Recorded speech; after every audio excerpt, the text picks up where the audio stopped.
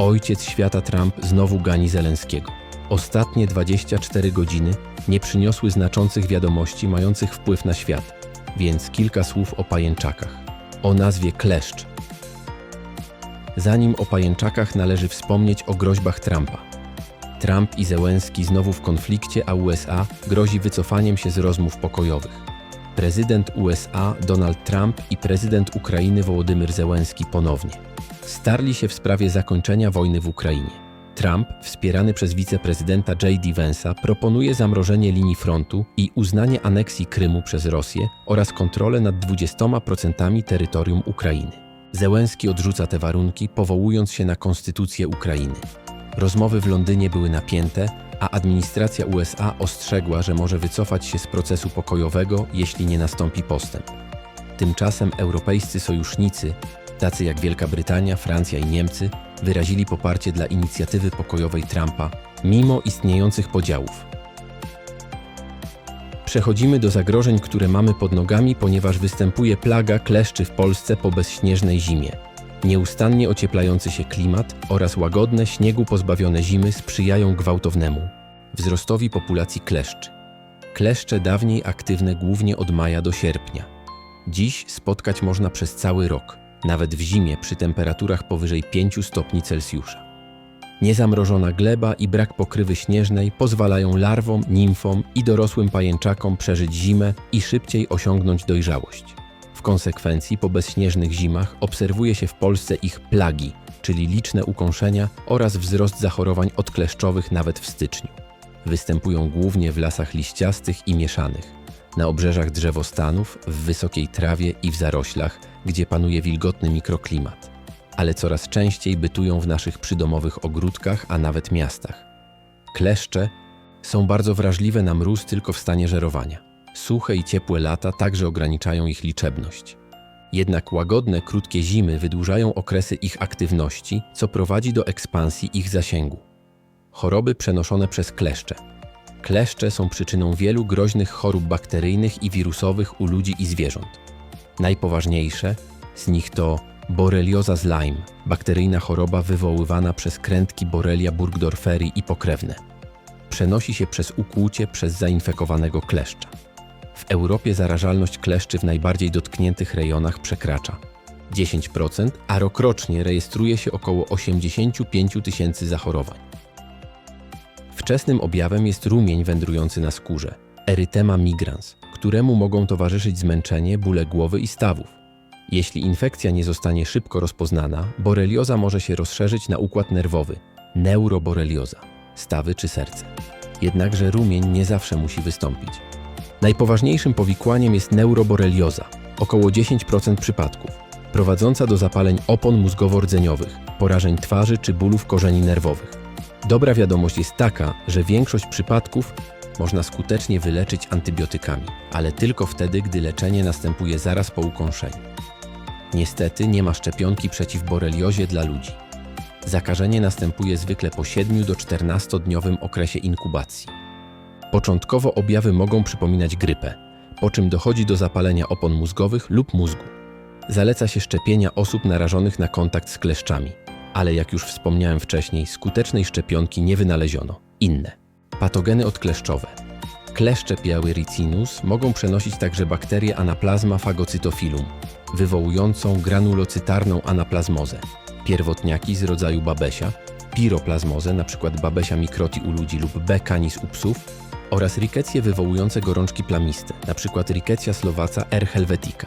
Choć występują rzadziej niż borelioza czy KZM, mogą powodować zagrażające życiu zakażenia, zwłaszcza u osób z obniżoną odpornością lub u zwierząt domowych. Objawy i leczenie. Borelioza. Typowy objaw wczesnej boreliozy to okrężny. Rumień wędrujący wokół miejsca ukłucia oraz objawy ogólne, gorączka, bóle mięśni. Jeśli choroba nie jest leczona antybiotykami, może rozprzestrzenić się na stawy, zapalenie stawów, serce, blok przedsionkowo-komorowy i układ nerwowy, neuroborelioza. Leczenie boreliozy polega na długotrwałej antybiotykoterapii, zwykle doksycyklina lub amoksycylina. Ponieważ po zakażeniu nie rozwija się odporność, można zachorować ponownie. Kleszczowe zapalenie mózgu. KZM wymaga leczenia objawowego. szpitalnego nadzoru neurologicznego. Nie ma specyficznego leku przeciwwirusowego. Profilaktyką jest przede wszystkim szczepienie. 3 dawki plus okresowe dawki przypominające co kilka lat. Profilaktyka i metody ochrony. Na pierwszym miejscu należy wymienić dbanie o kondycję organizmu, gdyż silny układ autoimmunologiczny jest w stanie nie dopuścić do namnażania się krętków borelii. Zalecenia międzynarodowych i krajowych instytucji podkreślają konieczność aktywnej ochrony przed ukąszeniami kleszczy. Do najważniejszych metod należą odzież ochronna i uszczelnianie skóry. Noszenie długich spodni i bluz z długimi rękawami, najlepiej w jasnych kolorach, znacząco ogranicza dostęp kleszczy do ciała. Spodnie wpuszcza się w buty lub nakłada podwinięte skarpety, a brzegi koszuli wciąga pod pasek spodni. Ważne jest dokładne sprawdzanie skóry po powrocie. Kleszcze lubią zwłaszcza obszary pach, pachwin, pleców i włosy na głowie. Repelenty skórne, preparaty do smarowania skóry zawierające DEET i karydynę lub preparaty na bazie ikarydyny są skuteczne. Według PZH preparaty z 30% DEET zapewniają niemal 100% ochronę przed kleszczami przez ponad 3 godziny. Impregnacja odzieży, ubrania i sprzęt, buty, namiot można opryskać permetryną 0,5%. Działa to jak środek insektycydowy akaricydowy. Permetryna zabija i odstrasza kleszcze przy kontakcie z materiałem. Materiały impregnowane zachowują skuteczność przez wielokrotne prania. Permetryna nigdy nie powinna być nakładana na skórę, a wyłącznie na ubranie i sprzęt. Największym osiągnięciem profilaktyki jest szczepionka przeciw kleszczowemu zapaleniu mózgu. 3 dawki podstawowe oraz dawki przypominające co 3–5 lat gwarantują wysoką ochronę przed KZM.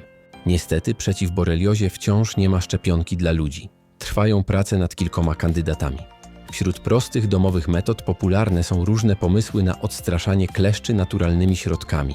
Przykładowo zaleca się czosnek i zioła w diecie. Twierdzi się, że jedzenie czosnku lub czystka, cistus, przez zwierzęta albo ludzi może zmieniać zapach ciała i odstraszać kleszcze. W praktyce nie udowodniono skuteczności tych metod. Zioła i olejki na skórę lub ubranie.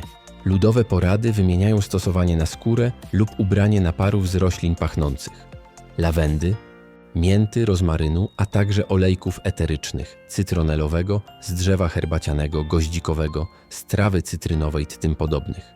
Choć silny zapach tych substancji może chwilowo zniechęcić owady, naukowcy nie potwierdzili ich działania jako repelentów przeciw kleszczom.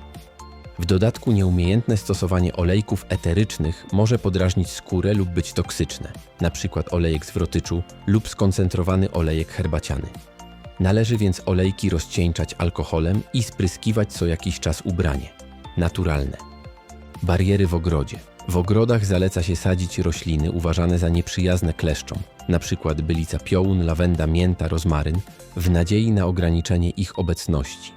Nie ma jednoznacznych dowodów naukowych, że odstraszają one kleszcze, ale mogą ograniczać obecność małych ssaków. Regularne grabienie liści i koszenie trawy wokół miejsc wypoczynku oraz stosowanie niskiego krzewu, np. posadzenie jałowca, może utrudnić kleszczom dotarcie do człowieka. Wniosek. Choć część tradycyjnych metod może uzupełniać ochronę, zwłaszcza utrzymywanie otoczenia w porządku, główne środki prewencyjne powinny opierać się na sprawdzonych metodach naukowych, odpowiedniej odzieży, repelentach, regularnych kontrolach ciała po pobycie na zewnątrz oraz szczepieniach.